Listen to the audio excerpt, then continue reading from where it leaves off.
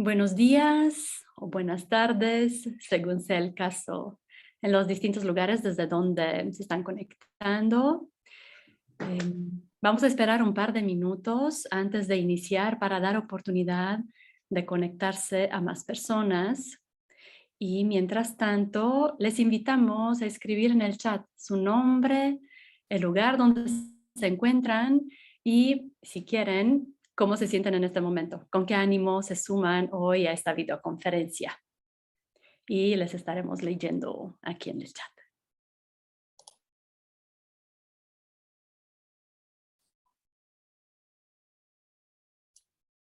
Ana Karen, qué gusto volver a coincidir.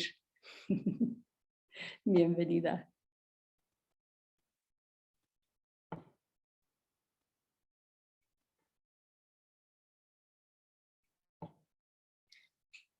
Florencia, de Paraguay.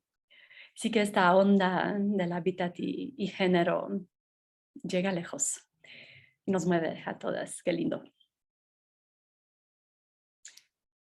Salta, Argentina, maravilloso. Bienvenida, Mónica, desde Bogotá, Colombia.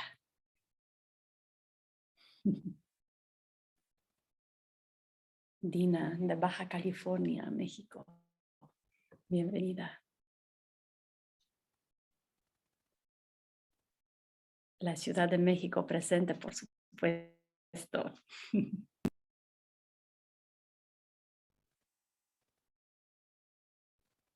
Vilma Palacios, de El Salvador. Comparto tu entusiasmo. Bienvenida.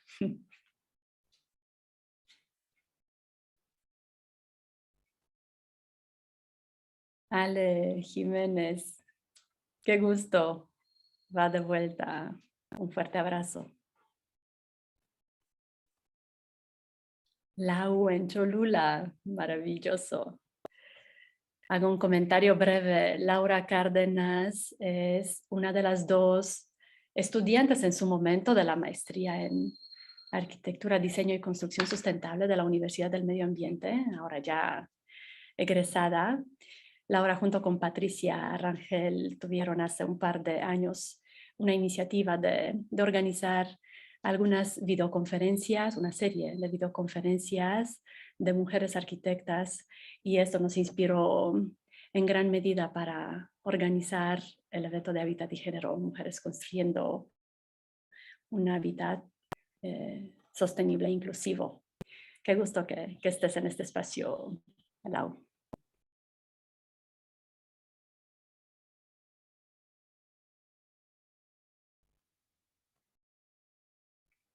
Costa Uruguay también. Oaxaca con Paola. Qué increíble leer nombres de lugares tan diversos, algunos tan lejanos, incluso algunos muy familiares y otros completamente desconocidos. Es muy hermoso ver cómo se teje este grupo y esta comunidad. Y bueno, podremos continuar presentándonos en el chat. Será un gusto leerles un poquito más adelante. Pero propongo, Elena, si estás de acuerdo, que demos inicio. Sí, claro. Muy bien. Pues mi nombre es Andrea Dani, soy la directora del área de arquitectura sostenible de la Universidad del Medio Ambiente, la UMA, en México, y codinamizadora de la red Mesoamericana. Comparto este espacio como coanfitrionas con la arquitecta Elena Carrillo, consultante independiente, asesora externa de la misma red MAC en Centroamérica y México e integrante de la Comisión de Género de esta red. Y en los controles técnicos nos acompaña Fátima Medina, también arquitecta y egresada de la maestría en Arquitectura, Diseño y Construcción Sustentable de la UMA. Fátima es también parte de la Asociación de Mujeres Constructoras de Condega, la AMCC, en Nicaragua, que es también uno de los pilares de la red Mesoamericana. Y Fátima integra la Comisión de Género como Elena. El propósito de esta sesión es continuar con las videoconferencias del evento de Hábitat y Género, Mujeres Construyendo un Hábitat Sostenible e Inclusivo, una iniciativa que emana del Instituto Mexicano para el Desarrollo Comunitario, AC en México, de la UMA y de la Red Mesoamérica, y que tiene también el apoyo de la Coalición Internacional para el Hábitat, HIC, de la Oficina de América Latina en particular, de la Red Proterra y Protierra Argentina especialmente, también de Les Grands Ateliers en Francia. Y bueno, agradecemos a todos estos aliados por su apoyo desde la fase de preparación del evento y hasta hoy, y seguramente hasta que concluyamos, ¿no? con el evento por ahí en diciembre de este año. El pasado 27 de abril tuvimos la sesión de comunidad de diálogo, con la cual culminamos el primer bloque de repensar el hábitat. Y hoy estamos listas para dar la luz verde, la señal de partida para el segundo bloque. Y no voy a describir más de la estructura de este evento porque justo Elena les va a hacer una presentación sucinta para ubicarnos bien en un panorama más amplio, ¿no? De todo el evento. Con esto, Elena, te cedo la palabra. Muchas gracias, Andrea. Hola, buenos días, buenas tardes a todas y a todos. Es un gusto volver a estar aquí hoy con todas y con todos ustedes. Y bueno, como bien decía Andrea, pues ahora voy a hacer una presentación muy breve para los que están llegando puedan ubicarse, o los que nos llevan siguiendo desde el principio y llevan participando puedan entender también un poco este nuevo bloque que hoy tenemos el gusto de comenzar. Si tienen dudas o quieren seguir presentándose, lo pueden hacer en el chat. Yo mientras tanto voy a empezar a compartir mi pantalla para pues poder avanzarles un poquito más lo que estábamos hablando. En el día de hoy, esta sesión 3, la primera del segundo bloque, resignificar las culturas constructivas, estaremos contando con Elsa Caudry de Suiza, con Carmen Gómez y Amanda Rivera de Chile. Las tres, como después os presentará Andrea, son arquitectas muy especializadas en la construcción con tierra y con amplias experiencias en territorios diversos. La sesión de hoy le hemos llamado Respuestas resilientes, inteligencias locales y perspectiva de género. Simplemente por recordar un poquito este ciclo de videoconferencias y comunidades de diálogo, Hábitat y Género, Mujeres Construyendo un Hábitat Sostenible e Inclusivo, pretende sumar una reflexión hacia cómo podemos repensar el hábitat desde un enfoque ecofeminista. Este evento se estructura a través de 3 bloques temáticos que abordan la problemática del hábitat bajo un enfoque de género. Como ya les avanzaba Andrea, el primer bloque, que ya lo terminamos, lo culminamos con la comunidad de diálogo, se llamó Repensar el hábitat. Este segundo bloque, en el que comenzamos el día de hoy y va a ir durante el mes de mayo, junio y julio, lo hemos llamado Resignificar las culturas constructivas, y ya para el final del año estaremos con el bloque de Deconstruir la obra, que es el más amplio de los 3. Resignificar las culturas constructivas. Bueno, este es un bloque que hemos querido trabajar para intentar contribuir en la reconstrucción de la historia de la arquitectura vernácula, destacando la adaptación que ésta tiene al medio geográfico y climático, así como su riqueza identitaria y cultural, pero también reconociendo las contribuciones de las mujeres que han sido históricamente invisibilizadas. Yo creo que con esto podemos remitirnos a la primera presentación de inaugural de Mariana Enet, en la que hablaba de este tipo de violencia, ¿no? De cómo se invisibilizan los saberes de las mujeres. En este bloque contaremos el día de hoy con las conferencistas desde Suiza, Elsa Caudry y Carmen Gómez y Amanda Rivera desde Chile, aunque ahora mismo Amanda está en Italia. Y en la siguiente sesión estará acompañándonos nuestra querida Pacha Yampara desde Bolivia y pues yo misma seré conferencista de ese bloque. Este proyecto siempre ha tenido un carácter para nosotras de querer tener mujeres diversas. Se trata de un proyecto de un tejido colaborativo que busca recoger las experiencias y miradas de mujeres de contextos diversos. Mujeres que se acuerpan desde el territorio, pero también desde la academia. Mujeres con un amplio recorrido, pero también otras que están comenzando. Y creo que en el caso del día de hoy es ese bagaje entre la academia y las experiencias de campo que son muy interesantes, porque las tres conferencistas tienen ese perfil, ¿no?, de amplio trabajo en territorio, pero también en lo académico, en la reflexión teórico-filosófica. Y bueno, pues por eso nos parecía también interesante ponerlas a las tres juntas para poder trabajar y reflexionar el día de hoy. Y para ello les hemos hecho una pregunta generadoras, porque queremos sumarnos al desafío de nutrir reflexiones colectivas que vayan deconstruyendo los conocimientos formales dominantes que están ligados al capitalismo, al modelo patriarcal, clasista, colonial y racista. Vuelvo a evocar a María Nenet en su primera conferencia. Las preguntas que les hemos hecho a Amanda, Elsa y Carmen el día de hoy es, en su experiencia concreta, en terreno, ¿qué roles asumen las mujeres? ¿Creen que es algo genérico? ¿Cómo reflejan las culturas constructivas las relaciones entre la resiliencia, la inteligencia de las respuestas locales y la perspectiva de género? Son muy libres a la hora de poder contestar a estas preguntas, como ya verán en sus presentaciones. Simplemente es una manera de poder como enmarcar un poquito temáticamente cada espacio de diálogo que estamos proponiendo. Y pues simplemente pues, compartirles el cartel de la próxima sesión, la sesión 4, que hemos llamado Arquitectura Vernácula bajo un enfoque de género. Y aquí me paro.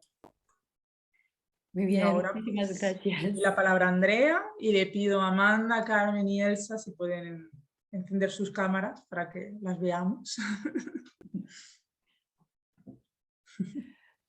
Muchas gracias, Elena, por esta introducción y bien, vamos a poder dar paso a las dos conferencias. En la primera vamos a escuchar la voz y experiencia de Elsa Cauderay. Y en la segunda, Carmen y Amanda van a tener esa presentación conjunta. Antes de cada una de las conferencias voy a permitirme leer las semblanzas de nuestras invitadas para que las conozcan un poco mejor. Pero en todo caso, antes de pasar con Elsa, quiero dar la bienvenida a todas las personas que se han conectado y, por supuesto, una muy calurosa bienvenida con mucho agradecimiento para Elsa, para Amanda y para Carmen. Y también aprovecho para hacer una pequeña aclaración para quienes nos están viendo. Estamos usando el chat para saludarnos, para conocernos un poco, pero probablemente durante las presentaciones van a surgir preguntas, cosas que quisieran preguntarles ustedes a nuestras invitadas, y para plantear estas preguntas les vamos a pedir por favor que usen el panel de preguntas y respuestas al que tienen acceso desde la barra inferior de Zoom. De esta manera procuramos que las preguntas estén todas reunidas en el mismo lugar, que no se nos escape ninguna y no las estamos mezclando con los mensajes de presentaciones. Esto es bastante importante para ayudarnos a ubicar fácilmente las preguntas, porque en esta ocasión no vamos a poder contestarlas todas. Elena se va a dar a la tarea de seleccionar un par de preguntas para cada una de las invitadas y a estas es que hoy vamos a poder contestar. Y las demás nos las vamos a llevar para tener un insumo muy valioso para la comunidad de diálogo que tendremos finalizando este segundo bloque. Entonces, bueno, dicho esto, vamos a presentar a Elsa. Elsa es arquitecta y cofundadora de CARPE, un colectivo de arquitectura participativa y ecológica basado en Suiza. También es asesora de la Asociación Crater, con la que participa en proyectos de reconstrucción post-desastre y situaciones de conflicto en América Latina, el Caribe, Asia y África.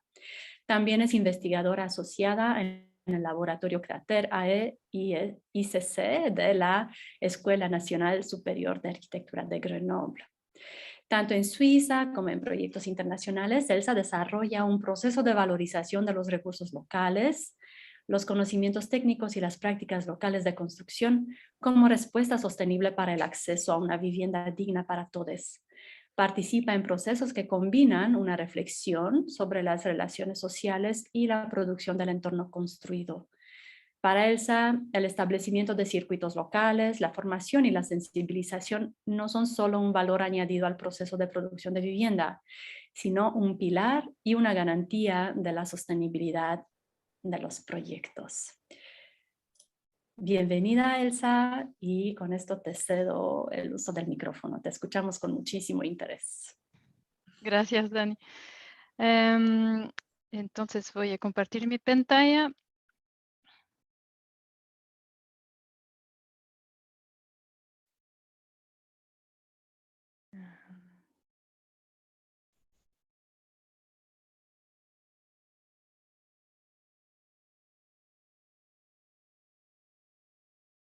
¿Ahora sí? Sí, estamos viendo, Elsa. Ok. Bueno, me esperan un minuto. Tengo que encontrar... Ya. Bueno, hola, buenos días. Antes de todo, muchas gracias por invitarme hoy día. Me parece un privilegio tener acceso a este espacio. Entonces, hoy día voy a hablar de, voy a hablar de respuestas post-desastres sostenibles bajo una perspectiva de género. Voy a describir un poco las tres ideas y después, más que todo, voy a tratar de presentar algunas experiencias en el Níger y en las Filipinas. En introducción, me parecía importante hablar de mi postura en esta presentación. Como feminista, blanca, arquitecta y suiza, no, por supuesto, no pretendo tener respuestas, más que todo, intento abrir espacios en los que las mujeres pueden sentirse en suficiente confianza para expresar sus ideas de respuestas y soluciones de vivienda. Entonces, todas las análisis de las experiencias y miradas presentadas en esa presentación en diversos países del mundo tienen que entenderse bajo esa perspectiva. También me parece importante decirle que y destacar que les voy a hablar principalmente del enfoque CCL, el enfoque culturas constructivas locales, desarrollado por Crater en Francia, con quien trabajo hace más de 10 años, pero también voy a tratar de aportar una mirada o una perspectiva de género a este enfoque a partir de mi propio camino y experiencias feministas en Suiza y en otros países. La primera idea que voy a presentar es que las respuestas y soluciones de vivienda que provienen de lo local son relevantes. La segunda idea será que las mujeres tienen un papel clave en estas respuestas locales de vivienda, pero este papel está, como lo saben, invisibilizado.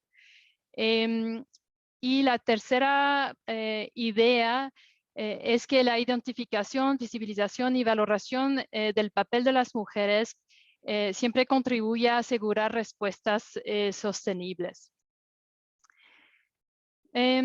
Bueno, la primera idea, que como que las soluciones de vivienda que provienen de lo local son relevantes. Para el contexto, bueno, la vivienda deficiente sigue siendo uno de los principales problemas que enfrenta el mundo. Cientos de millones de personas están expuestas a peligros climáticos, tecnológicos y humanos que están creciendo cada día. Y bueno, hoy día el 80% de las y los desplazados por las catástrofes y el cambio climático en todo el mundo son mujeres y niñas. Ayuda para todos, ayuda para todos. Bueno, después de una catástrofe, a lo mejor entre el 10 y el 20% de la población van a recibir asistencia para la reconstrucción. Eso significa que el 80 hasta el 90% de las poblaciones afectadas por la catástrofe van a reconstruir por sí mismos. Y por el otro lado, alrededor del 90% de la población mundial vive y trabaja en edificios construidos sin arquitectos, arquitectas o ingenieros, ingenieras. Entonces, una pregunta es cómo ampliar el impacto de esta ayuda. La población local no esperó a la ayuda humanitaria para responder a las catástrofes. Tampoco esperaron arquitectos, arquitectas, ingenieros, ingenieras para desarrollar soluciones adecuadas. En todo el mundo, las comunidades en riesgo han desarrollado estrategias de autorrecuperación. Pero hoy en día, tanto las respuestas humanitarias como las soluciones desarrolladas por arquitectos, ingenieros, ingenieras no las tienen en cuenta o lo hacen pero parcialmente. Bueno, lo que a veces da lugar a segundas catástrofes, esta vez de origen humano. La historia del hábitat muestra que las y los constructores siempre han sido capaces de construir su hábitat teniendo en cuenta los recursos localmente disponibles para cumplir con sus necesidades, adaptarse en las limitaciones sociales y económicas, hacer frente a las condiciones climáticas y los riesgos naturales. Aquí pueden ver varias adaptaciones de las culturas constructivas locales. Se pueden ver que el hábitat puede ser muy diferente dependiendo de la región del mundo donde se construyó. Bueno, ¿qué asociamos a una cultura constructiva local? Bueno, son elementos construidos, pero también son uso de los espacios, saber hacer, saberes y modo de transmisión, prácticas de construcción y mantenimiento. Y todos estos puntos se vinculan con el territorio, clima, riesgos, basados en recursos locales, son reflejo de los modos de habitar, se generan a través de circuitos cortos, son producidos de manera artesanal y también fruto de una adaptación progresiva y continua. No excluye, por supuesto, las contribuciones externas y las respuestas importadas. Bueno, aquí algunos ejemplos de estos elementos construidos de hábitat en África, en el Níger, por ejemplo, a varias escalas, son varios cuadras, ciudad, mercado, también usos de lugares específicos como la cocina, por ejemplo, o también usos muy temporales de lugares como aquí un mercado en Haití. Saber hacer aquí en Haití, saber hacer saberes en el Níger, transmisión de saber en las Filipinas, mantenimiento de pisos aquí en un campo de refugiados Rohingya en el Bangladesh. También las culturas constructivas incluyen toda la parte de la cultura de riesgo, dispositivos de comportamiento técnico, como aquí en Bangladesh el hecho de mover la vivienda después de la inundación o como dispositivos técnicos de refuerzos horizontales de madera que se encuentran en varios países del mundo, en el Nepal, en Macedonia, pero también en Chile. Ahora la idea 2 que quería presentar es que las mujeres tienen un papel clave en estas respuestas locales, pero este papel siempre está invisibilizado. Un diagnóstico de estas culturas constructivas locales siempre está pensando para llevarse a cabo en las primeras fases de cualquier proyecto o programa de apoyo en el sector del alojamiento o de la vivienda. Bueno, el objetivo es de comprender el valor de lo existente, también comprender los diferentes grupos de personas que viven en una región, comprender las técnicas y la evolución de estas prácticas, comprender las razones para la elección de un cierto diseño, materiales, soluciones técnicas, o también comprender el impacto de los riesgos naturales. Para explicar muy rápidamente la metodología, bueno, se identifica y se analiza el edificio, pero por supuesto también se identifica todo el entorno y toda la parte más de práctica, de comportamiento, de recursos, de vulnerabilidades, etcétera.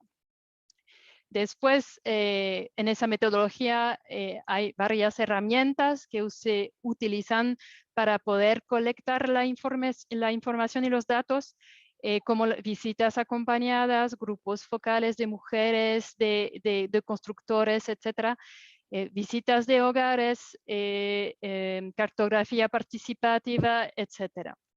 Toda esta metodología nos lleva a elaborar un informe de diagnóstico en colaboración con los actores de campo. Ahora, este diagnóstico, bueno, si tomamos, por ejemplo, el caso de Haití, podemos ver cómo podría ser un diagnóstico típico de las culturas constructivas locales sin perspectiva de género. Aquí una familia y podemos identificar que esta familia utiliza materiales locales para construir su vivienda. Se va a contratar un carpintero con ayudantes para la estructura primaria de madera. Van a pagar el carpintero y el sueldo del carpintero y muchas veces le van a dar también la comida. La estructura secundaria y el relleno del bajareque es construido por la familia. En las zonas rurales, en general, más de la mitad de las familias son propietarias de sus viviendas y, bueno, la familia ahorra durante años para poder pagar los materiales necesarios. Ahora voy a tratar de ver cómo podríamos hacer este mismo diagnóstico, pero con una perspectiva de género. Bueno, primero sería hacer un diagnóstico con una visión sexoespecífica y hablar de lo que van a hacer las mujeres en esa familia. Entonces las mujeres van, en este caso se encargan de llevar el agua, la tierra, la arena para la obra. Las mujeres también se encargan de mezclar la tierra, de rellenar los paneles de bajareque. También se encargan de preparar la comida para el carpintero y los ayudantes y en casos de mingas para la gente que van a ayudar. En zonas rurales, solo el 36% de las mujeres son propietarias de una casa. Y, por supuesto, las mujeres van a contribuir en el ahorro familiar mediante la economía informal. Pero tienen raramente su nombre en el acto de propiedad. Solo el 38% de la propietaria de tierras tienen su nombre en el título de propiedad. Después, el hombre, en el caso del hombre, los hombres llevan a la madera local y el cemento, el zinc desde la ciudad. Los hombres ayudan al carpintero y también están encargados de la estructura secundaria. 50% de hombres propietarios de tierra tienen su nombre en el título de propiedad, cuando 38% solo de las mujeres, y bueno, los hombres también ahorran con trabajos remunerados diversos y con la venta de productos agrícolas. ¿Y qué pasa con las niñas? Bueno, las niñas se encargan de llevar el agua, etcétera. Las niñas ayudan a mezclar la tierra, van a preparar la comida, y las niñas ocupan el segundo lugar respecto a los niños en el reparto de la herencia de la tierra. Bueno, el conjunto de estos diversos papeles, tareas y saberes que sean portados por mujeres, hombres y niñas, es lo que permite la producción de viviendas de calidad que responden a las necesidades del hogar. Aquí pueden ver los hombres trabajando en la obra y, sin embargo, en general, las tareas que realizan las mujeres y las niñas suelen considerarse secundarias o incluso inexistentes en el proceso de producción de la vivienda. Aquí las mujeres preparando la comida. Bueno, en conclusión de esta parte, podría decir que en cada etapa del análisis de contexto, de prácticas y técnicas locales, necesita una perspectiva de género que va a llevar aspectos cruciales para entender la dinámica de producción de la vivienda. Aquí pueden ver la metodología que se desarrolló por el CRATER, que es muy interesante y muy relevante. Y aquí pueden ver el diagnóstico, la metodología de diagnóstico participativo que se desarrolló por Habitacité. Y bueno, yo creo que habría una manera de ver cómo estas dos metodologías podrían enriquecer y nutrirse mutuamente. Bueno, la primera experiencia que quería compartir es una evaluación de un proyecto de reconstrucción post-inundación en el Níger, donde las mujeres son constructoras. Aquí pueden ver el mapa y aquí el lugar donde está el pueblo donde se hizo la evaluación. Este pueblo está cerca del río Níger. El contexto es muy rural, es un pueblo donde viven 3 comunidades. La primera comunidad que vive en una parte del pueblo, en Mumboitunga, viven los Yermasonray. En la segunda parte del pueblo viven los Hausas en Tunga Darfu, y en la tercera parte de ese pueblo vive una comunidad Peul en Druntua Tunda. En ese mismo pueblo, estas 3 comunidades desarrollaron varias maneras de construir que corresponden a su modo de vivir, al clima, a los recursos y a sus capacidades económicas. Pueden ver que son bastante diferentes y también similar. En el hábitat Yermasonray y Hausa, las mujeres tienen varios papeles. Ellas están encargadas de la producción y la aplicación del repello de tierra al interior y su mantenimiento. Están encargadas de la producción y aplicación del mortero de tierra para el piso y mantenimiento con arena blanca. Eso garantiza un interior saludable. También están encargadas de la producción del repello para el exterior. El hombre lo aplica. Eso garantiza la calidad del repello, que es muy importante para la sostenibilidad de la casa. También están responsables del control del estado de la casa durante los meses de ausencia anual del hombre que trabaja en el extranjero. Garantiza la sostenibilidad de la casa. En el hábitat Peul, también las mujeres tienen varios papeles. Las mujeres se encargan de construir la casa. Son las portadoras del conocimiento y saber hacer de construcción. Eso garantiza el alojamiento, la seguridad y la salud. Son ellas quienes reconstruyen la casa cuando las desplazan después de un episodio de inundación y cuando se mueven de territorio. Eso garantiza la resiliencia del hogar. Tienen el saber para construir los graneros. Garantiza la sobrevivencia a lo largo del año y renovación de semillas. El contexto local de riesgos es muy importante. El río Níger se sale de su cauce a menudo y desde hace muchos años. Y la población ha desarrollado estrategias para hacerle frente. De nuevo, las mujeres tienen varios papeles. La reubicación de la concesión inundadas y reutilización de materiales para la reconstrucción. Limpieza de las calles para evitar el bloqueo del paso del agua. El mantenimiento de los alrededores de la casa, control del estado de la casa. La propuesta de actores del sector humanitario fue este modelo hecho con Adobe. Una propuesta muy interesante en términos de materiales locales, técnicas locales, resistencia a los riesgos. Ahora, si los vemos bajo una perspectiva de género, ¿qué pasa con estas tres comunidades que piensan de este modelo? Los hogares Peul se negaron a construir ese modelo que es muy diferente de sus casas redondas con techo de paja. La propuesta capacita hombres albañiles, mientras que son las mujeres Peul quienes construyen las casas.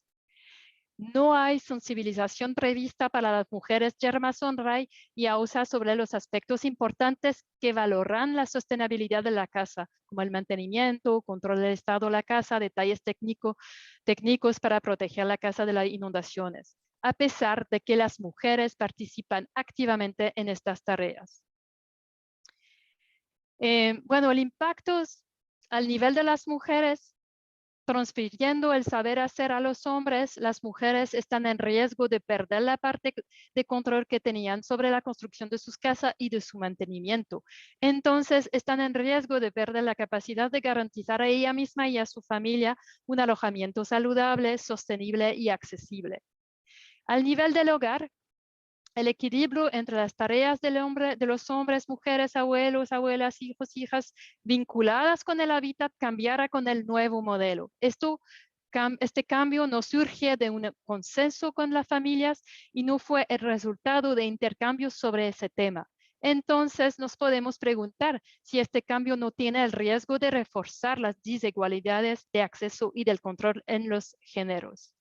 Al nivel de las comunidades, al proponer un solo modelo, se pierden las especificidades de cada comunidad, siendo estas las que garantizaron durante años la identidad y resiliencia de estas comunidades. Entonces nos podemos preguntar si la resiliencia de las comunidades no se verá comprometida. Ahora, respecto a la tercera idea, identificar, visibilizar y valorar el papel de las mujeres para que contribuya a asegurar respuestas sostenibles, les voy a hablar de una experiencia en las Filipinas. Eso fue un proyecto de reconstrucción post super tifón Yolanda en 2014-2016.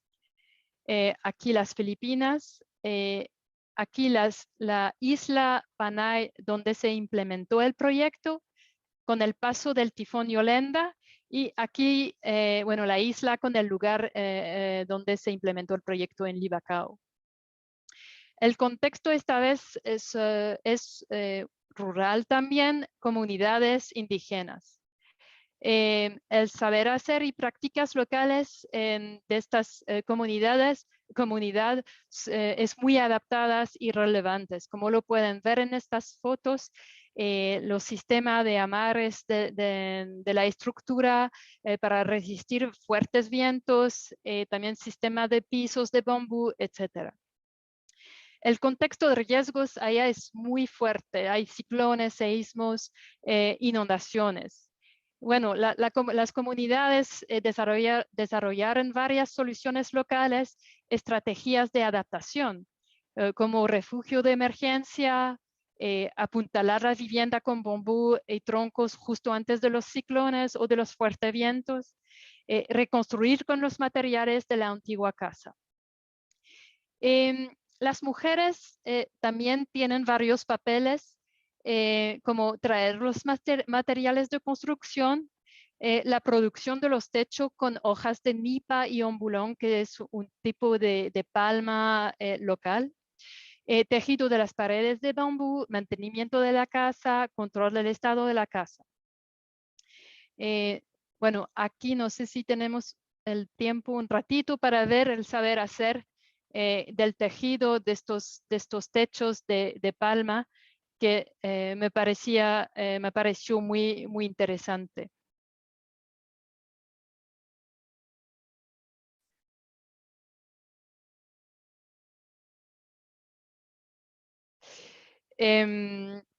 Bueno, el impacto en esta región del tifón Yolanda fue principalmente en los techos que se volaron, en los techos de las casas, y también las plantas, los árboles que fueron destruidos, y especialmente las plantas de nipa y ombulón, que es este tipo de palma que se utiliza para los techos. Y necesitaban al menos 2 años para renovarse. La propuesta de actores del sector humanitario fue una donación de zinc y de clavos. El kit que fue distribuido no tenía suficientes láminas de zinc para cubrir todo el techo, como lo pueden ver en esta casa. También se dio capacitación de hombres en clavar y amarrar el techo de zinc. La propuesta que hicimos con los socios locales y con la comunidad indígena fue de importar temporalmente hojas de nipa de una zona de la misma isla que fue menos afectada. Bueno, todo el problema fue de encontrar una manera de transportarlo por motocicleta, porque la carretera no existía hasta la comunidad, entonces lo hicimos con motocicleta y después por caminar. Y bueno, se pudo conservar la manera de construir los techos, que es bastante interesante y resistente en caso de fuerte viento. Aquí pueden ver los techos con este tipo de este detalle para evitar que las palmas se volaran. Bueno, la propuesta del programa era de valorar lo existente. Aquí pueden ver una casa local, un tipo de casa local, y aquí pueden ver la propuesta del programa de reconstrucción. Al final no se mejoró casi nada, solo se valoró lo que ya existía. El impacto de este proyecto al nivel de las mujeres, en lugar de la distribución de zinc, la importación temporal de nipa, de palma, permitió valorar el saber hacer de las mujeres y la pertinencia de los techos en hoja de palma. Entonces, las mujeres siguen teniendo la capacidad de garantizar a ella misma y a su familia un alojamiento saludable, sostenible y accesible. Al nivel del hogar, el valor de las tareas asignadas a las mujeres se identifica y se reconoce al nivel del hogar y contribuye al equilibrio más igualitario de los roles. Contribuye entonces a desafiar las desigualdades de control y poder entre géneros al nivel del hogar. Al nivel de las comunidades, la comprensión y la promoción del saber hacer local contribuye a fortalecer la identidad comunitaria de los y las indígenas, y entonces contribuye a visibilizar los saberes indígenas, que contribuye al reconocimiento de la relevancia de su modo de vida y participa al reconocimiento de su derecho a la tierra, que es constantemente amenazado. En conclusión, bueno, yo creo que la identificación participativa de las prácticas locales de construcción desde una perspectiva de género contribuye al empoderamiento de las mujeres al hacer visibles y valorar sus tareas y saberes que rara vez se reconocen. Este análisis inicial también permite sentar las bases para repensar los roles de cada uno y una según su género, edad, capacidad, origen, y aspiraciones. Me parece importante decir que en lugar de hablar de la vulnerabilidad de las mujeres, tendríamos que hablar siempre de sus capacidades. Y las mujeres siempre han tenido habilidades y capacidades que le permiten ser autónomas. Tienen saber en construcción para poder alojarse. Tienen saber en mantenimiento, mantener un interior saludable para su familia. También tienen estrategia para hacer frente a los riesgos, tienen capacidad de prevención y de autorrecuperación, tienen saber en construcción de graneros, poder alimentarse todo el año. Y limpieza de las calles, son prácticas comunitarias de protección y tantas otras saberes, habilidades y capacidades que hay que valorar. Bueno, gracias. Ahora terminé. Muchísimas gracias a ti, Elsa. Fue muy entretenida y muy clara, muy didáctica tu presentación. Y como lo decía también Elena al inicio, fue un viaje muy interesante entre la parte práctica, concreta de tu experiencia en campo y la forma en la que estás teorizando, conceptualizando lo que está ocurriendo. Entonces, te agradezco mucho esta presentación y vamos a dar paso a la segunda conferencia. Antes de presentarles a Carmen y Amanda, quiero mandar un saludo muy especial a las compañeras de la Red MAC que están conectadas hoy, también a las compañeras de las redes aliadas del evento, compañeras de Red ProTierra, de ProTerra y de HIC, América Latina, a las estudiantes de la UMA y a Marcelo Bachel, amigo querido y colaborador de muchos años de Misereor, un incansable impulsor de la Red MAC desde su creación en el 2009. Y para contextualizar este profundo sentido de gratitud que estoy expresando, les platico que el evento de Hábitat y Género se enmarca dentro de las actividades del proyecto trianual de la Red MAC 2020-2022, que se titula Fortalecimiento de organizaciones de base e instituciones en construcción con tierra, con enfoque en género y la gestión de riesgos en Mesoamérica. Entonces pueden darse cuenta que el tema de hoy está muy alineado al rumbo de todo este proyecto trianual. Y es un proyecto gestionado por el IMDEC y financiado por Misereor. Por eso quería también hacer mención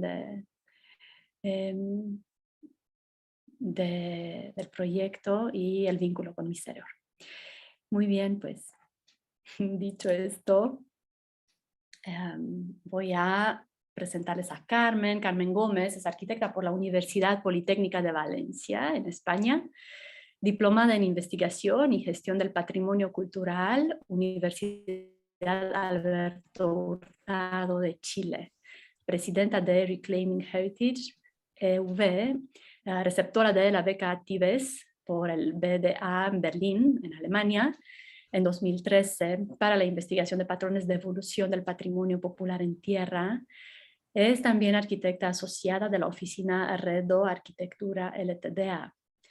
Miembro de la Red Iberoamericana ProTerra, responsable del diplomado en construcción en tierra de la Pontificia Universidad Católica de Chile y directora de la carrera de restauración en el Instituto Profesional DUOC UC en Valparaíso. No sé si leí bien todas las siglas, Carmen, pero espero que se haya entendido.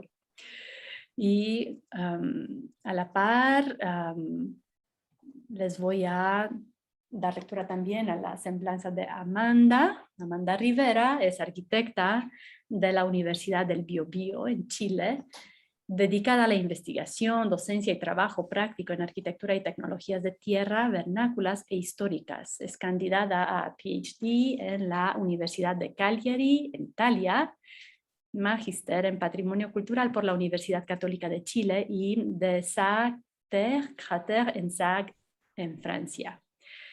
Tiene experiencia en docencia desde 2017 y ha formado parte de diferentes investigaciones, proyectos de divulgación e intervenciones en construcciones históricas de tierra y arquitectura contemporánea de tierra. Es miembro de ProTerra, Consejo Internacional de Monumentos y Sitios, ICOMOS Chile, miembro experto de ICOMOS, CIAV, y vicepresidenta del Comité Científico Internacional Arquitectura Patrimonial en Tierra del mismo ICOMOS. Carmen y Amanda, Sean ustedes muy bienvenidas y con eso les cedo el uso de la palabra y me retiro de la pantalla para que puedan ustedes iniciar su presentación. Gracias, Andrea, por la presentación y muchas gracias por la invitación. Voy a compartir pantalla.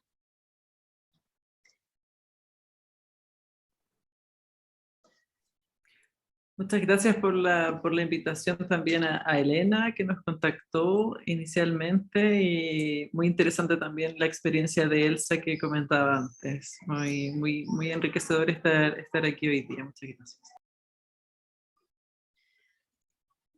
Bueno, el panorama que nosotros pretendemos presentar en nuestra ponencia de hoy, con lo que esperamos poder contribuir al tema de la conversación, justamente en este tema tan importante que es la resignificación de culturas constructivas, se engloba particularmente en un trabajo que es constante dentro de Chile, que es el país donde nosotras finalmente nos desarrollamos. Chile, igual que muchos otros países en el mundo, igual que las experiencias que también presentaba Elsa, está sometido a constantes catástrofes naturales y, de hecho, a día de hoy es parte incluso de la identidad nacional, ¿no? O sea, los terremotos han sido una constante dentro del país desde tiempos, digamos, muy antiguos, ¿no? Encontramos grabados de 1647 de distintos terremotos, de 1960, también más antiguos. Incluso antes de que hubiera registros gráficos o una escala Richter, ya había signos de cómo los terremotos habían ido haciendo mella en el país, y también particularmente en muchas de las construcciones con tierra que en forma contemporánea han vivido un cuestionamiento bastante particular. Bueno, tal es el arraigo, de hecho, de los terremotos y de su incidencia dentro del país, que parte de la cultura popular o incluso parte de los desarrollos normativos se estructuran en base a las catástrofes. Un poco como simbolizando esta presencia constante en la cultura popular, en forma de anécdota casi, contarles que uno de los tragos nacionales es justamente el nombre de terremoto, ¿cierto? Y homenajea esa constante para las que prácticamente todos los chilenos están preparados. A pesar de esa preparación, sin embargo, la historia, por supuesto, no ha estado exenta de instancias fuertes que han marcado tanto el desarrollo de normativas, ¿cierto? Lo que ven ahí abajo, esas personas en la fotografía de abajo a la derecha, es una visita del presidente Pedro Aguirre Cerda en torno al 1936, después de uno de los terremotos fuertes que hubo en el sur de Chile, en la ciudad de Chillán, que justamente motivó la primera ley de construcción que hubo en el país. La imagen de arriba nos muestra también un poco la presencia del último terremoto, que fue en diciembre de 2010. Es importante poder contextualizar esto porque efectivamente la construcción con tierra está súper presente en Chile y hasta hace muy poco no ha existido una normativa específica que permita resguardar, por ejemplo, los edificios patrimoniales que en su mayoría están construidos con tierra. Sin embargo, a pesar del cuestionamiento constante que ha podido sufrir la tierra, digamos, por una falta de investigación o falta de continuidad en las culturas constructivas, no son solamente los edificios de tierra los que se ven afectados por este tipo de catástrofes. Obviamente hay proporciones, pero también entran en juego a la hora de determinar qué daños hay, tanto la antigüedad como el mantenimiento de las distintas infraestructuras.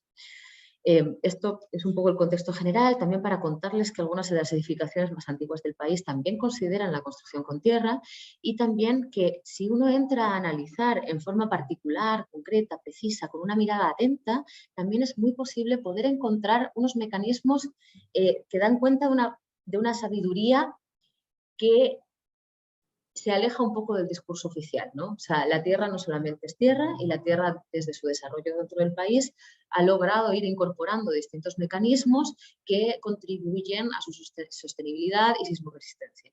Muchos de ellos, por ejemplo, de madera, con expresiones diversas a lo largo del territorio nacional que atienden a condiciones tanto geográficas como a la disponibilidad de material. Estas frecuentemente son de madera, varían las especies y también tienen una incidencia muy importante la conservación de estos elementos también en la conservación de estas estructuras. Entonces, nosotras un poco el panorama que queremos hacer es mostrar cómo estas culturas constructivas que se encuentran en una discontinuidad, en parte por una ausencia de normativa, por parte falta de interés en el desarrollo de la tecnología en torno a la tierra y también falta de personas que se hayan dedicado a su continuación y su resguardo, cómo las mujeres han tenido un rol fundamental en esta recuperación a través de acciones de investigación, de recuperación específica, que vamos a mostrar un pequeño panorama a nivel general a lo largo del país para poder relevar.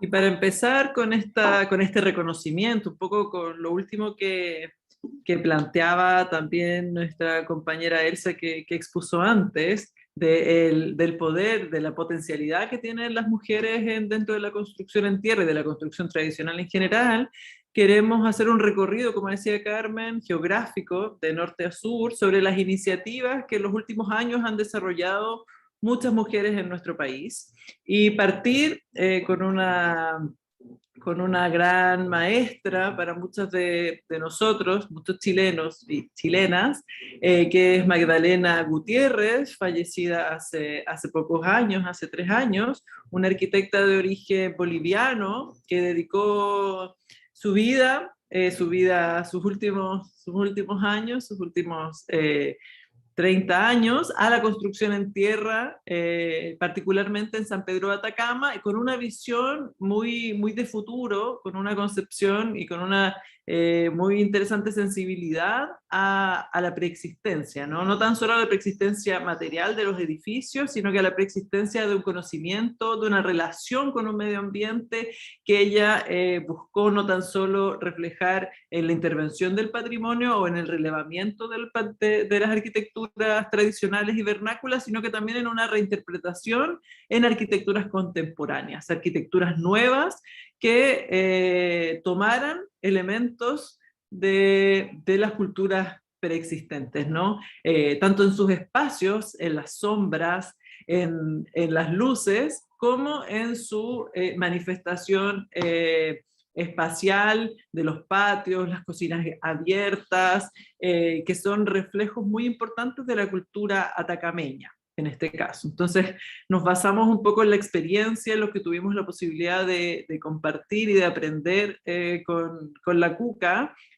Sabrán de un poco de lo que le estamos hablando. El trabajo de Magdalena Gutiérrez, además, es parte de un trabajo que estamos desarrollando con Camilo Giribas, quien fuera uno de sus tantos discípulos, que plasmaremos en un libro prontamente.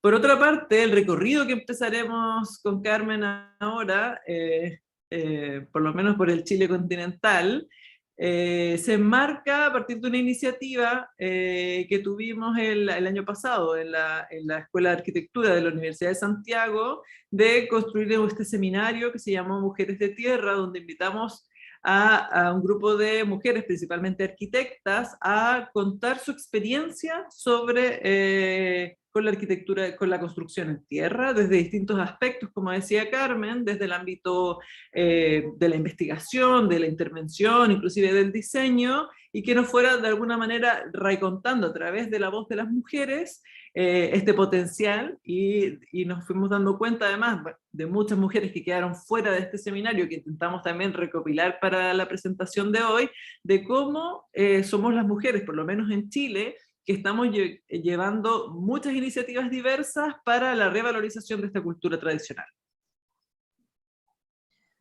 Pero como comenta Amanda, este seminario es un poco que ella organizó dentro de la Universidad de Santiago, es también un punto de partida de una investigación que pensamos que está en constante desarrollo, ¿no? En el que podemos identificar también distintos perfiles dentro de las mujeres que están trabajando con este objetivo.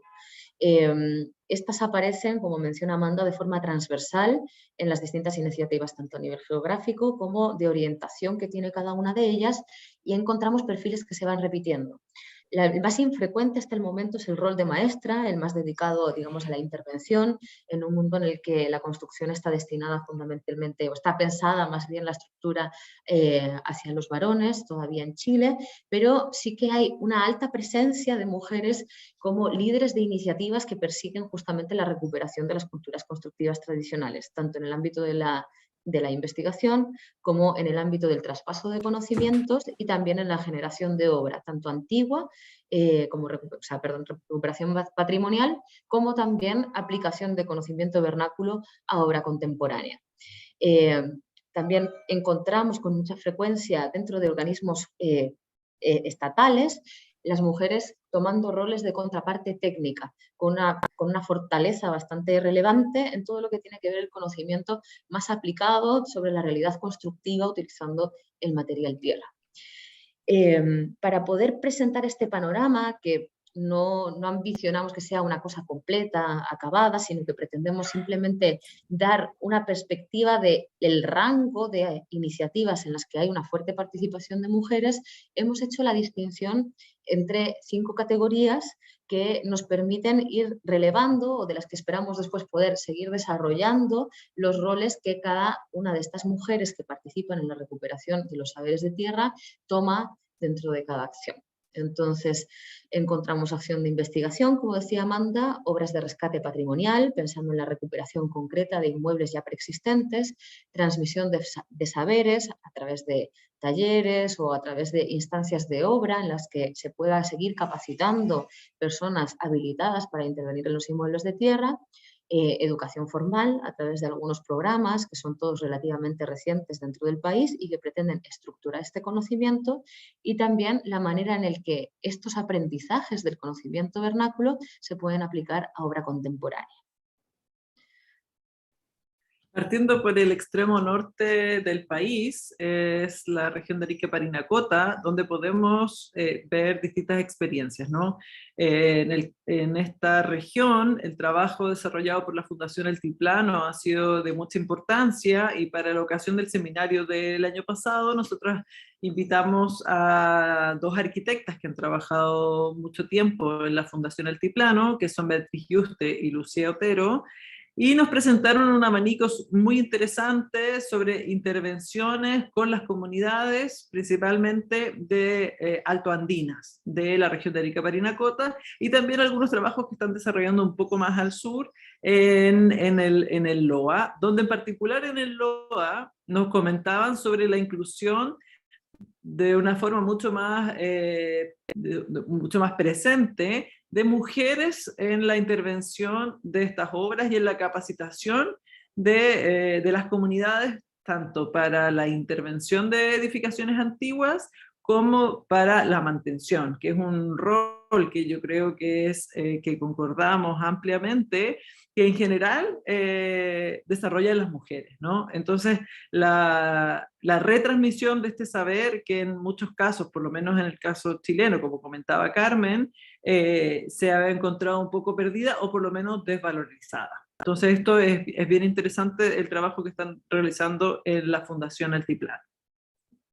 Por otro lado, Carmen, si puedes pasar, gracias. En la ciudad de Arica, porque las experiencias de la Fundación Altiplano principalmente se centran en localidades altoandinas, rurales, fuera de la ciudad, digamos.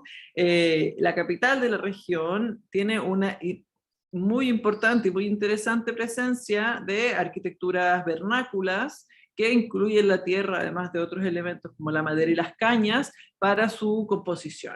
Y en este escenario es que tuvimos la oportunidad, yo tuve la oportunidad de participar junto a otros compañeros en la recuperación de una casa en el centro histórico de Arica, que es la anterior, donde pudimos intervenir esta vivienda, y pudimos también, a partir de la intervención de este futuro centro de interpretación patrimonial, empezar a comprender los sistemas constructivos que derivó en el slide siguiente, que es una investigación que estamos pronto a comenzar ahora junto a Lucía Otero y a Lenina Barrios, sobre la puesta en valor de este patrimonio, del patrimonio vernáculo ariqueño, que era muy presente hasta hace alrededor de 50 años en la ciudad de Arica, y que se encuentra con alto estado de deterioro. Si uno sigue hacia el sur, en la región de Antofagasta, de donde se radicó la Magdalena Gutiérrez, la Cuca, que que es de quien hablábamos al inicio, encontramos una serie de iniciativas, sobre todo muy vinculadas a este mismo territorio de San Pedro de Atacama, y es ahí donde ha desarrollado un importante trabajo muy interesante en los últimos años, la Fundación Pangea, particularmente representada por Marcela Serrano, que nos acompañó el año pasado para comentar este trabajo, con el relevamiento de las arquitecturas vernáculas de San Pedro de Atacama, que fue plasmado en un libro, y además un importante trabajo de puesta en valor de estas tecnologías con la intervención de nuevas construcciones y talleres que desarrollan de forma bastante seguida en San Pedro de Atacama, por lo menos hasta antes del COVID, que incluyen inclusive intervenciones con murales de tierra, y otras actividades, digamos, más de difusión del conocimiento de las arquitecturas y culturas constructivas tradicionales. Es también en este territorio donde otra importante referente para la arquitectura, para las arquitectas chilenas, una arquitecta fallecida en el 2008, Glenda Kaepstein, que fuera en algún momento colega con la Cuca en la Universidad Católica del Norte, en Antofagasta, desarrolla un trabajo muy interesante de investigación y de diseño, un poco en la misma línea de Magdalena, con respecto a la interpretación de los espacios que constituían estos espacios atacameños, ¿no? Y particularmente, como ella lo denomina en su libro, espacios intermedios, la importancia de estos espacios, que son articuladores de otros, entonces cómo este análisis de la arquitectura tradicional se plasma luego en su arquitectura contemporánea. Seguimos hacia el sur, en la región de Atacama. Contamos con la presencia de Vanessa Hauwey, que es actualmente la encargada de patrimonio de la Dirección de Arquitectura del MOP, que es el Ministerio de Obras Públicas de la región de Atacama, que nos comentó en esta oportunidad el trabajo, por una parte, de levantamiento, a partir de una iniciativa nacional que son los inventarios de patrimonio por regiones que desarrolla el Ministerio de Obras Públicas, y por otro lado, tomando eso como base, la intervención de varios edificios patrimoniales en la región, muchos de ellos, la mayoría de ellos, construidos de tierra. Entonces pudimos apreciar el trabajo que se ha realizado sobre la intervención de estos inmuebles. Si vamos viendo, Chile, después al final quizás nos vamos a ver un poco más, es un país bastante centralizado, y en esta zona en la que estamos entrando, un poco más hacia el sur, que es la zona donde más se centra la población a nivel nacional, es donde también hay una concentración enorme de iniciativas que vinculan a mujeres con la construcción en tierra, ¿no? La región de Coquimbo es una región que fue afectada con un terremoto importante desde el año 2015, y a partir de ese momento se generaron varias iniciativas, muchas de ellas, la mayoría de ellas, lideradas también por mujeres. Podemos ver el trabajo desarrollado desde hace algunos años en Arquitica, que es una oficina que lidera la arquitecta Natalia Jorquera, que ha desarrollado muchos trabajos, sobre todo de investigación a nivel nacional, pero que cuando se radica en La Serena comienza también un fuerte trabajo de intervención de patrimonio muy importante en la ciudad de La Serena, interviniendo varios inmuebles históricos y desarrollando en conjunto con estas intervenciones también un proceso interesante de investigación, ¿ya? Esta es una imagen de sus obras que desarrolló junto a Silos Coppola. Este otro caso es una serie de trabajos de recuperación justamente después de este mismo terremoto que les comentaba anteriormente, del 2015, en la zona del Limarí, de la región de Coquimbo, donde a partir de distintas confluencias yo también tuve la oportunidad de participar en la reparación e intervención de viviendas tradicionales, todas construidas con tierra, donde además estuvimos buscando la puesta en valor de las técnicas constructivas también en sus fachadas, mostrar a partir de los revestimientos de tierra, de que estas construcciones están hechas de tierra y que también pueden mantener bien, pueden inclusive resistir importantes terremotos, porque a pesar de haberse enfrentado a un terremoto 8.3 mega MW, no, en general se encontraban en bastante buenas condiciones estructurales, digamos. Este trabajo fue realizado, digamos, las obras por Estierra y por la Ruta de la Tierra, y con proyectos de varias arquitectas, entre ellas Karina Tapia, yo misma, Vanessa Hauwey y Valentina Dávila. A propósito de estas mismas intervenciones, y como todo se va un poco conectando, aprovechamos que muchas de estas casas estaban interviniendo para hacer una investigación con la arquitecta Patricia Marchante, una investigación sobre específicamente los revestimientos, que se llamó Revestimientos del Limarí, donde analizamos los sistemas de revestimiento y su constitución, inclusive físico-química, para determinar intervenciones y los efectos que intervenciones, por ejemplo, de pinturas u otros elementos plásticos pueden tener en las estructuras de tierra.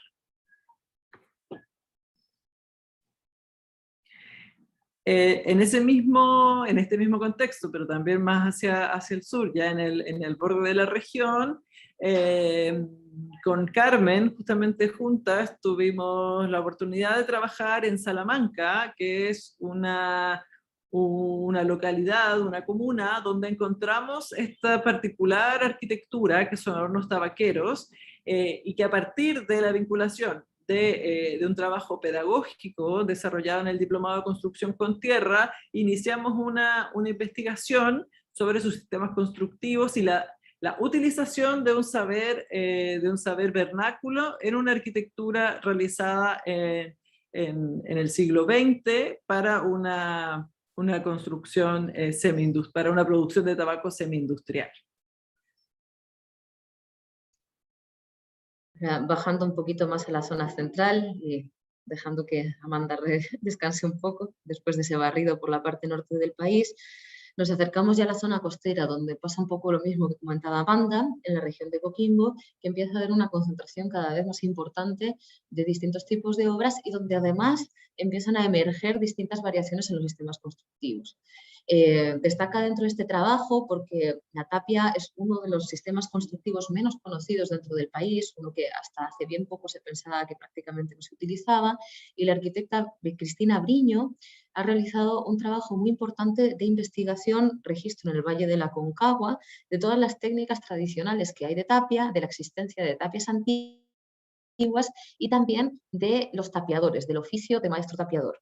Un trabajo que es intenso, que tiene un desarrollo prolongado y que pretende proyectarse también en el tiempo y que nos ha permitido, digamos, visualizar un poquito más esta técnica constructiva en el contexto nacional. Dentro de la ciudad de Valparaíso, que como ustedes puede que sepan es Patrimonio de la Humanidad, también encontramos distintas intervenciones en arquitectura doméstica que, si bien se puede encontrar dentro de zonas protegidas por su valor patrimonial, no forman parte de ese cuerpo de grandes monumentos que quizá van a llevarse más atención, ¿no? Estas obras, financiadas por el Servicio de Vivienda y Urbanismo chileno, de la misma manera que las obras que mencionaba Amanda en Coquimbo de recuperación post-sismo de 2015, han tenido como arquitecta proyectista también a la arquitecta Valentina Dávila, quien además, en conjunto con el equipo de la Ruta de la Tierra, ha realizado un esfuerzo importante para poder transmitir a través de las obras distintos conocimientos vinculados con los sistemas constructivos específicos de esta zona. En el ámbito de la investigación, dentro del Valle de Aconcagua, saliendo de nuevo del núcleo urbano, aparece una investigación que tiene un corte digamos, más específico en torno a todo lo que tiene que ver con los colores minerales, más aproximado a la materia, y que ha sido una investigación interdisciplinaria que ha resultado en diversas exposiciones, ¿cierto?, y cápsulas audiovisuales, en la que el equipo promotor del proyecto es completamente o casi completamente femenino. A esto se le suma también de nuevo un trabajo de investigación que dentro de las expresiones que tiene con respecto a un sistema constructivo específico, que es el adobillo, que se encuentra con mucha presencia dentro de la ciudad de Valparaíso, a pesar de que se encuentran manifestaciones en todo el país. La arquitecta Valentina Dávila también ha realizado una investigación que ha resultado en un libro realizado junto con un equipo en la que participa también la historiadora Javiera Bravo, que van a presentar prontamente ahora en el mes de junio en torno al trabajo de este sistema.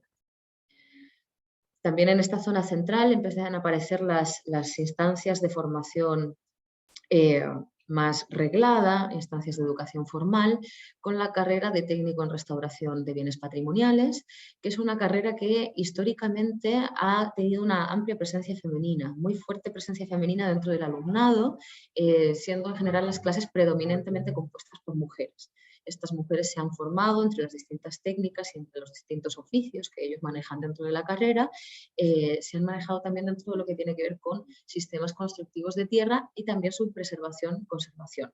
Aquí ya desde una parte más aplicada, desde un saber intervenir, ya no tanto desde la investigación, sino también desde el meter las manos y poder realmente llevar a cabo la ejecución de distintas obras y también su supervisión estando a cargo de equipos de maestros o de artesanos más amplios.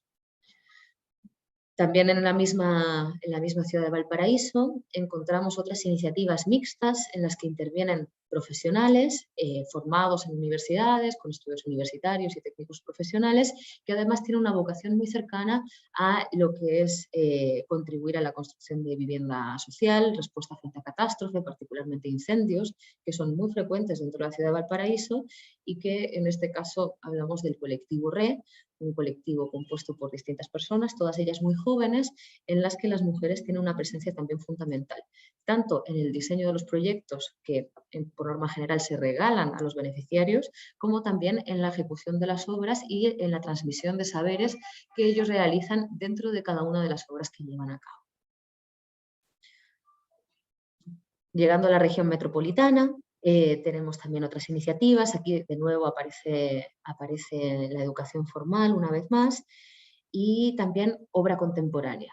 Dentro de la ciudad de Santiago, un poco hacia las afueras, hacia la cordillera, es donde trabaja Pilar Silva, de Tierra Actual, que realizando arquitectura contemporánea incorpora conceptos de los saberes tradicionales orientados particularmente a la salud de los espacios, a la creación de espacios saludables.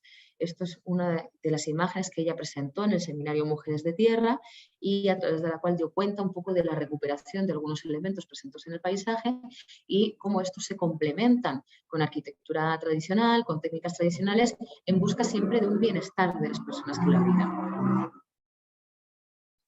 También dentro de la ciudad de Santiago tenemos una de las partes de este proyecto que mencionaba anteriormente, Coquimbo, donde en una primera etapa desarrollada en Santiago Centro también participa la arquitecta Pilar Silva junto con Patricia Marchante, otra importante exponente de la arquitectura y también de la ejecución de obras con tierra en Chile, que lamentablemente ya no sigue en el país, ha sido una pérdida, la echamos todas mucho de menos. Y bueno, ese proyecto que después se ha seguido continuando en otras partes de la ciudad, con un trabajo que ha empezado a integrar personas del área de las ciencias sociales, Anet García, y también restauradores, en este caso Manuel Concha, como asesor técnico. Es justamente en Santiago donde encontramos el primer programa de postítulo exclusivamente dedicado a la arquitectura y construcción con tierra, que si bien ahora yo tengo la suerte de dirigirlo, fue un programa iniciado también por mujeres, con Lorena Pérez en su creación, junto con Carolina Valdés, que también participó de este primer equipo, y bueno, Miguel Telso, que también participó en ese primer momento, en esa primera edición, y que se ha ido impartiendo año a año, también con una fuerte presencia de mujeres dentro del alumnado. Pasamos ya a la gran ciudad, ¿no? Las grandes ciudades de Valparaíso, del puerto de Santiago, y vamos bajando hacia el sur, donde las culturas constructivas además se arraigan cada vez más en lo rural, en una vida más campesina, si se quiere, y donde hay una alta presencia de viviendas y de patrimonio no reconocido o incluso patrimonio menor, que fue altamente afectado por el terremoto de 2010, que fue el último terremoto grande que hubo en Chile, al que también se refería Amanda. Y ahí encontramos proyectos que han sido trabajados fundamentalmente por mujeres, el proyecto Museo de la Reconstrucción, en el que yo también tuve el privilegio de poder participar, junto con un equipo excelente de mujeres, compuesto por María Sánchez, Karina Tapia y una serie de personas que incluso nos han visitado desde España para hacer su práctica, y algunas de ellas se han ido quedando para ir completando este proyecto y aportando y colaborando en la construcción de este edificio, que además ha servido como campo experimental de obras para que cada vez más gente de las comunidades pueda involucrarse con la arquitectura con tierra, la manera de poder conservarla frente a catástrofes naturales. De ahí el nombre que tiene el proyecto de Museo de la Reconstrucción. En el ámbito educativo encontramos la Universidad de Talca, que quizá algunos las puedan conocer por su interesante sistema educativo, en el que se busca que los estudiantes tengan una proximidad muy grande con todo lo que tiene que ver con lo aplicado, con la obra, con la ejecución, con la materia, y dentro de los cursos aparece también Amanda como parte del profesorado. Dentro de esta región, a pesar de que ella tiene unos trabajos también a lo largo de todo el país, todos ellos muy relevantes, pero dentro de la región del Maule destaca la iniciativa de rescate de la arquitectura de tierra del Valle de Loncomilla, arquitecturas que en general, si tipológicamente son bien conocidas, no tienen tanta cercanía con las personas en cuanto a lo concreto, ¿no? O sea, entonces estos trabajos son siempre una gran contribución para poder identificar cuáles son exactamente estos inmuebles, cuáles son sus características y facilitar su preservación posterior. Esta iniciativa que ha sido desarrollada por la Fundación Aldea, que es una fundación liderada por una mujer, Soledad Díaz, que, como digo, tiene además proyectos participativos a lo largo de todo el país. En la misma región, también después del terremoto de 2010, en el pueblo de Bichuquén, se realiza un rescate de construcciones tradicionales impulsado por mujeres, incluyendo a Roxana Núñez, que ya es ceramista, artista local, y que este fue un proyecto que después derivó en uno de lo que todavía se reconoce como uno de los casos exitosos de recuperación post-sismo de un conjunto patrimonial, que es la reconstrucción de Bichuquén por una inversión mixta pública-privada, en la que también hubo un gran grupo de mujeres a cargo tanto del diseño de los proyectos como del seguimiento técnico, y que también incorporó dentro de los trabajos experiencias de muralismo que después se extendieron de la mano de Consuelo Miranda y de un colectivo en el que participaba también Roberto Calquín y Marco Ripetti, pero en el que Consuelo aportaba la expertise técnica relacionada con la construcción con tierra y con el trabajo con la tierra, y esto se extendió ya a expresiones artísticas a lo largo de toda la región. Seguimos bajando en el Biobío y Ñuble, donde encontramos cada vez más presencia de la arquitectura contemporánea. Acercándonos al sur, vemos con importancia la importancia del trabajo que realiza Romina Acevedo en su estudio Terralab, que se dedica tanto a la ejecución de obra como también a la promoción de instructivos, en este caso el manual de Quincha Liviana, que además es uno de los instrumentos con los que contamos para poder seguir avanzando en la regularización de los sistemas constructivos de tierra, partiendo de ensayos térmicos, acústicos, frente a fuego, que se han realizado en el país, liderados por Romina y con el apoyo, por supuesto, de su equipo. También en Concepción encontramos obras contemporáneas de tierra, Estierra también tiene algunas obras, en este caso de Tapia, y también ejemplos de muralismo con el aporte importante de la diseñadora Consuelo Ceballos, más conocida ya a estas alturas por Terrapaz, quien además ha tenido el privilegio de poder viajar y difundir este conocimiento en distintas instancias. Cerrando en el Biobío, una de las últimas experiencias educativas realizada en este caso por la Universidad del Desarrollo, que con sus alumnos desarrolló una pasantía de técnicas tradicionales que combinaba el conocimiento de la carpintería a cargo de un equipo de carpinteros, en este caso hombres, pero que incorporaba el conocimiento justamente de la tierra de la mano también, en este caso, de Amanda. Por último, ya vamos cerrando, vamos al sur, a un sur que en general no se piensa que tiene construcciones con tierra, ¿no? O sea, siempre el sur lluvioso queda fuera del imaginario de las técnicas constructivas y de los saberes. Que espero que además de las iniciativas de mujeres hayan podido apreciar las diferencias en los tipos de construcciones a lo largo del territorio, pero justamente son las mujeres las que están desarrollando trabajos de rescate y visibilización de la tierra dentro de estos entornos donde aparentemente se piensa que no existe este tipo de material. En este caso tenemos el trabajo que lidera Carlos Castillo, que él es tejuelero de la región, pero que está cercanamente acompañado por Constanza Pérez, quien es arquitecta y que aporta la expertise más específica en relación con la arquitectura. También dentro de este mismo ámbito hay que destacar una de las primeras investigaciones probablemente sobre esta arquitectura con tierra, anterior a la que mostraba hace un segundo, que es el relevamiento de las casas del Valle del Río Simpson, liderado por la arquitecta Lorena Pérez, quien además dentro de su rol como directora del Departamento de Arquitectura de la Fundación Procultura, también ha podido llevar a cabo distintas iniciativas de recuperación patrimonial y también de cercanía de trabajo con las comunidades, liderando procesos de participación. Todo este panorama que nosotras mostramos no es un panorama exhaustivo ni tenemos la ambición de poder incorporar a todas las personas que efectivamente hacen trabajo de recuperación, de rescate de las tradiciones constructivas con tierra, de los sistemas sismoresistentes, del patrimonio, pero sí mostrar la fuerte presencia femenina y también, en cierta medida, a través del análisis de cuáles son las instancias que más se repiten, esa vocación de transmisión de saberes que forman parte de las iniciativas y que también en su momento representaba la CUCA. No sé si quieres agregar algo más. Sí, solo para cerrar, un poco repetir lo que estabas diciendo de la importancia en este recorrido de reconocer lo que está antes para plantear cuestiones de futuro, que en Chile está muy marcado por la potencialidad que tenemos las mujeres y la relación con esta sensibilidad, ¿no? Entonces, solo buscamos, como decía Carmen, no es imposible retratarlas a todas. Tengo plena conciencia que hay muchas que no estamos poniendo en nuestra presentación hoy. Esto es un poco un inicio también, como decía Carmen, al inicio de una investigación, de una búsqueda, de una construcción de esta puesta en valor, pero que a la vez las mujeres nos acompañen a recorrer esta diversidad de culturas que tenemos en esta larga faja de tierra de Chile, ¿no? Eso, muchas gracias.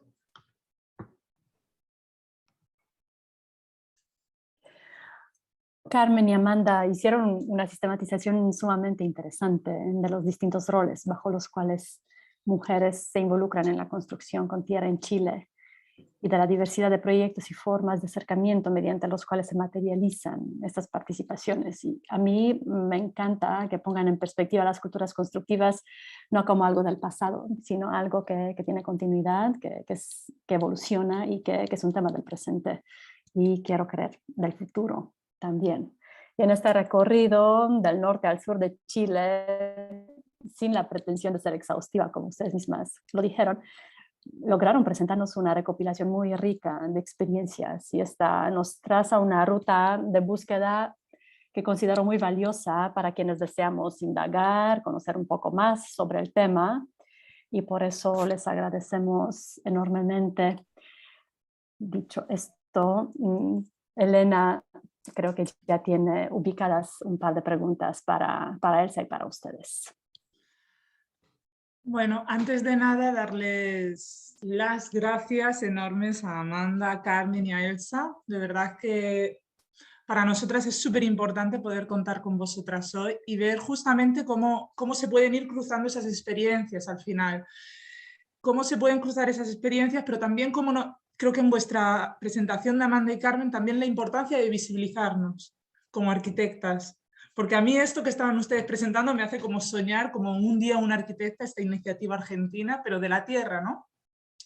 Porque creo que en la presentación de Elsa podíamos ver la importancia de las mujeres y lo invisibilizadas que están más las mujeres autoconstructoras, de comunidad, pero también eso es transversal, ¿no? Y nos llega hasta nosotras, como arquitectas, digamos, con muchísimos más privilegios.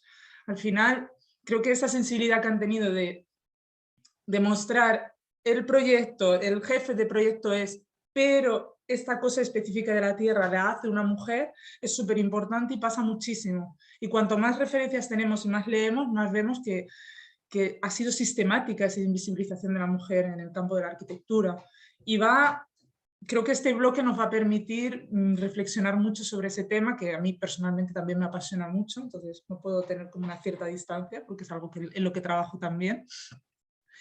Y pues daros las gracias a las tres de corazón, y creo que, bueno, en el chat podemos ver que hay un montón de preguntas, hay muchísimas felicitaciones, preguntan dónde pueden tener las referencias, las presentaciones. Ya estamos diciendo pues, que para la comunidad de diálogo vamos a armar una bibliografía con el fin de que justamente podamos ir compartiendo este conocimiento y siendo más y más personas las que nos interesamos a compartir este punto de vista de las mujeres en la construcción con tierra. Y pues para ver las preguntas, para Elsa, vamos a empezar por Elsa. Las preguntas que hemos seleccionado, tal vez te digo las dos de un solo, es ¿cuál es nuestro papel como arquitectas al retomar la arquitectura vernácula? Creo que es algo interesante a lo que podrías responder, y te voy a decir las dos de un solo y así pues ya las respondes como quieras.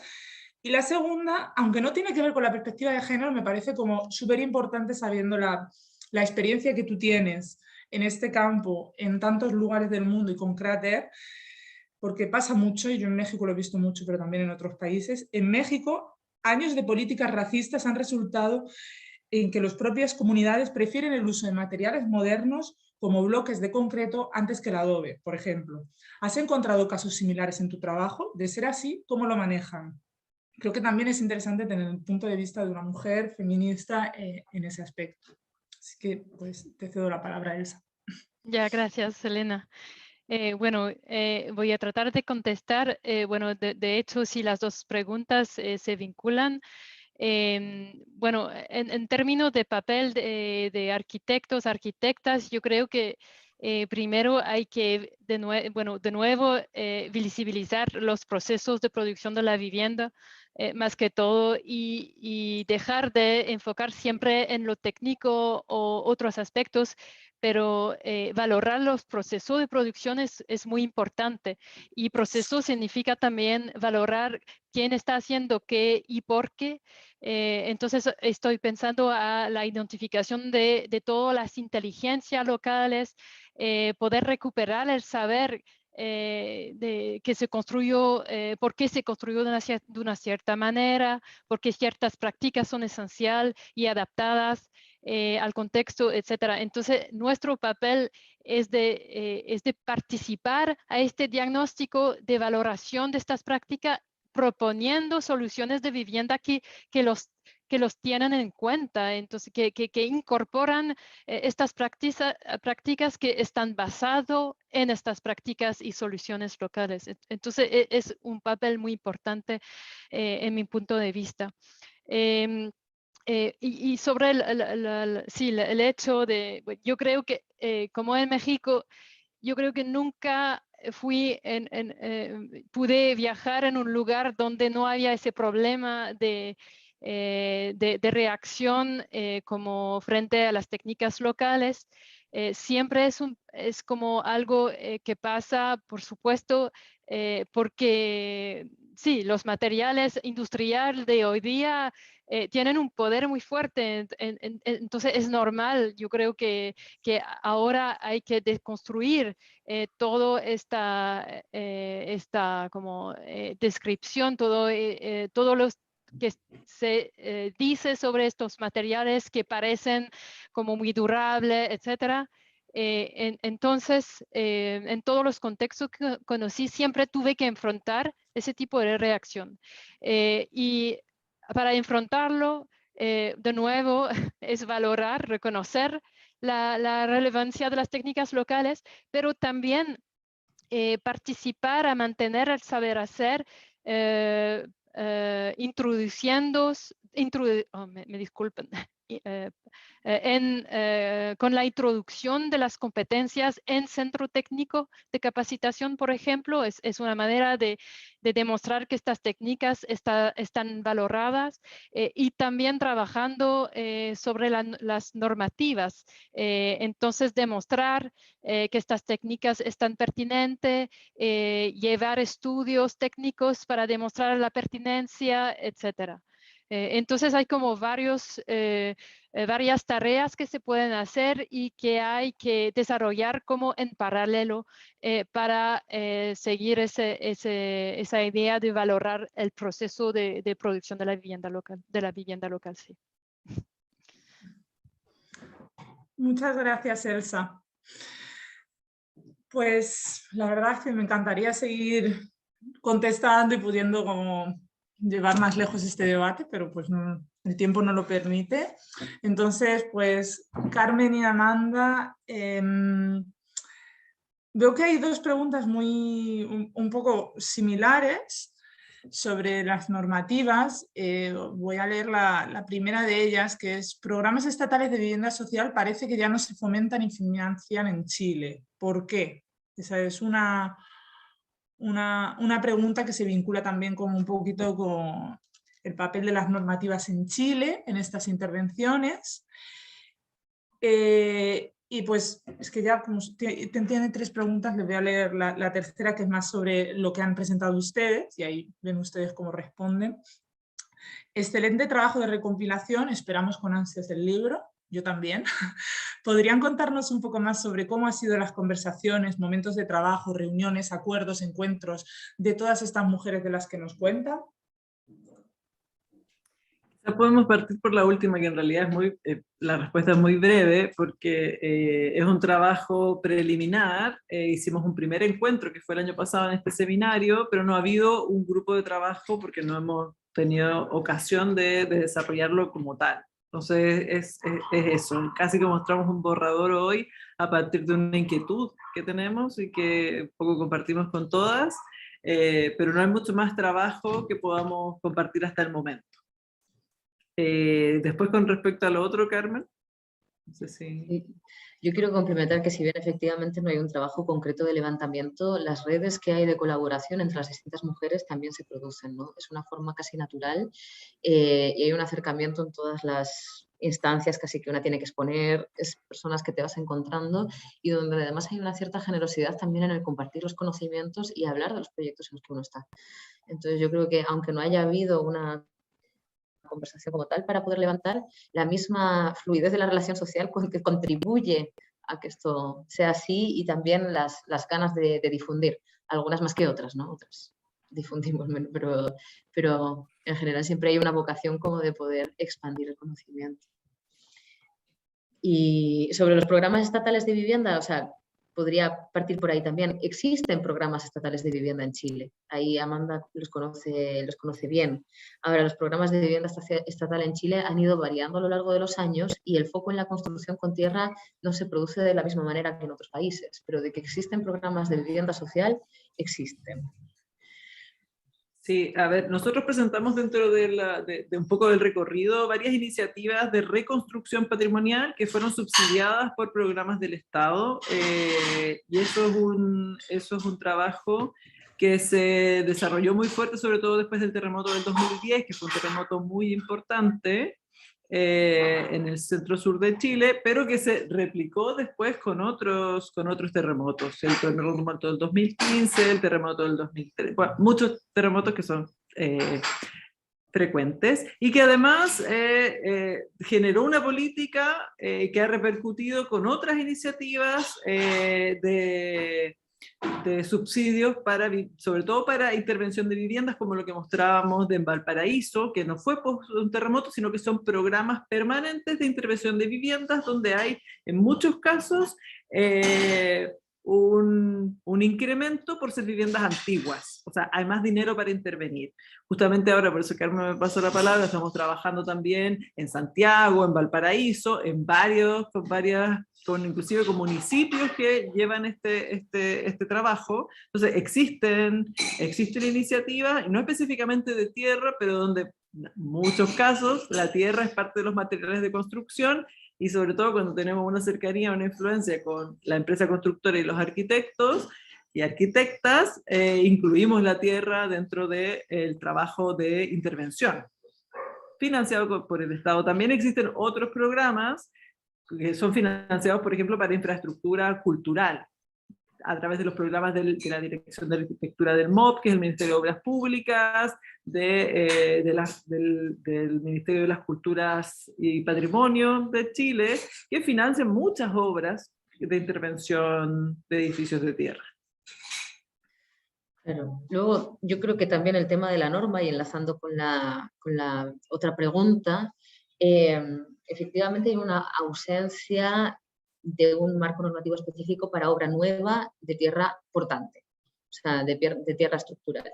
Entonces, eso, por ejemplo, también es una limitante en el momento de producir vivienda social nueva con este tipo de construcción. Eso no significa que no haya habido experiencias, que son experiencias emergentes, que no hemos traído en este caso, digamos porque salían al tema del ciclo de conferencias, en el que ya hay algunas viviendas construidas con subsidios estatales que son de sistemas mixtos, de madera como estructura soportante, que sí que tiene un marco normativo, y rellenos y terminaciones de tierra.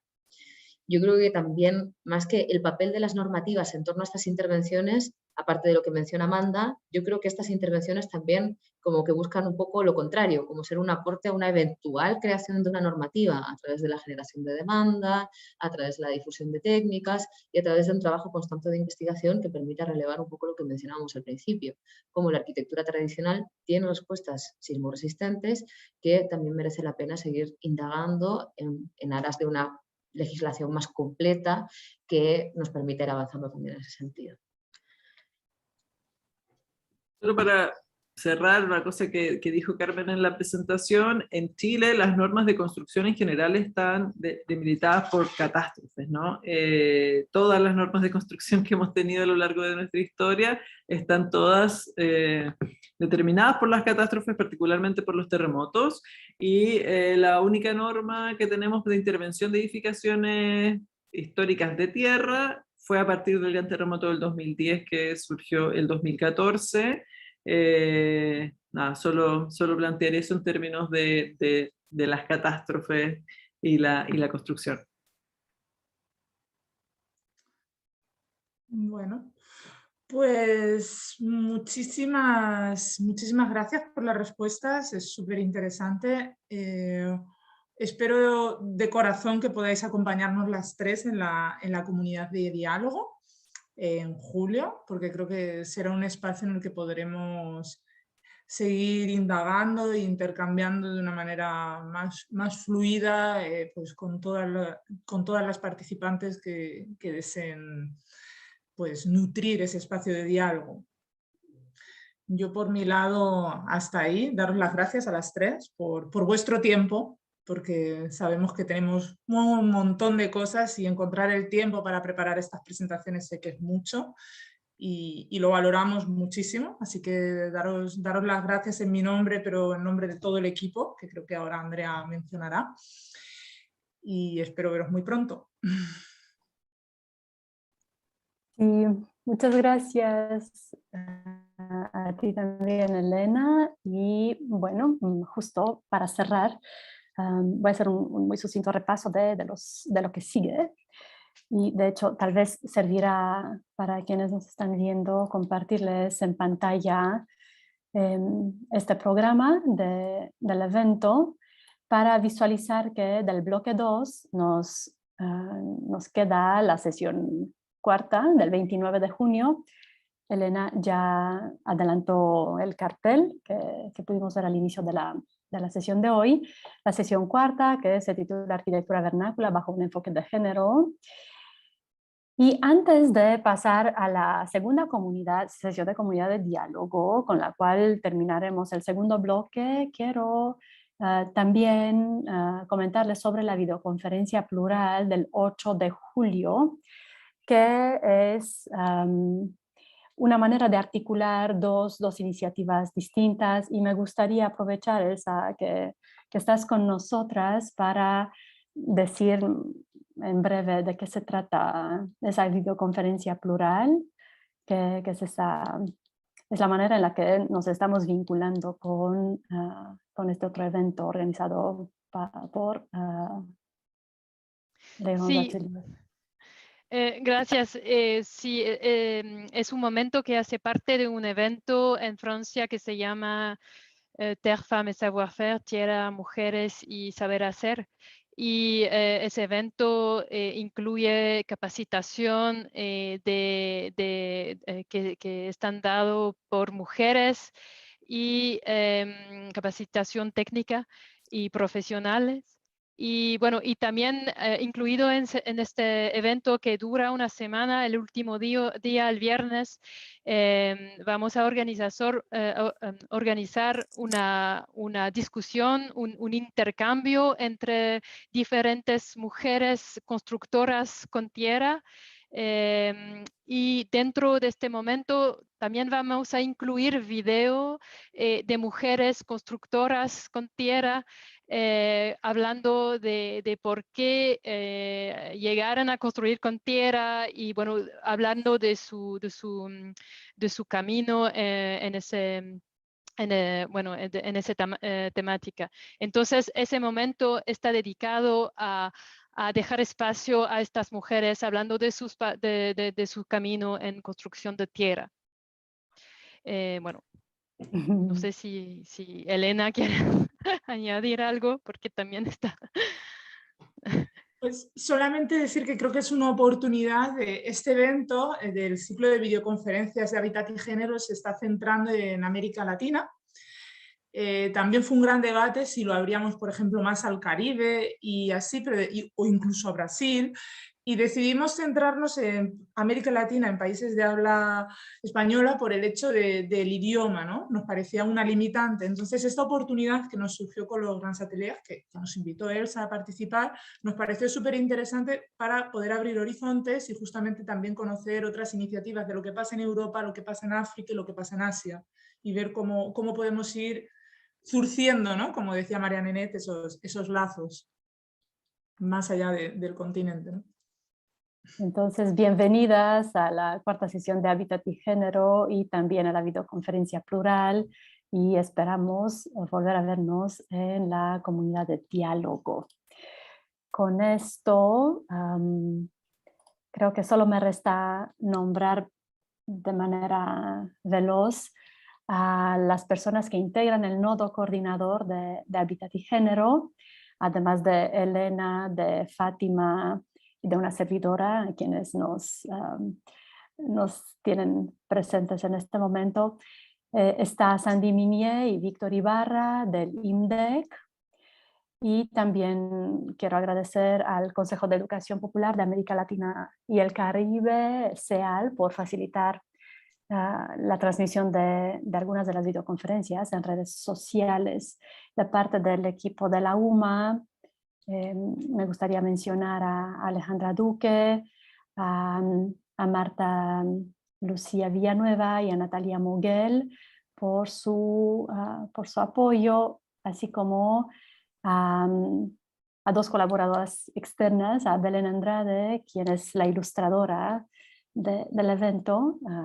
Ella es ecuatoriana, y a Lavinia Negrete, quien también nos estuvo apoyando con la edición de las cápsulas de video de Elsa, de Carmen y de Amanda.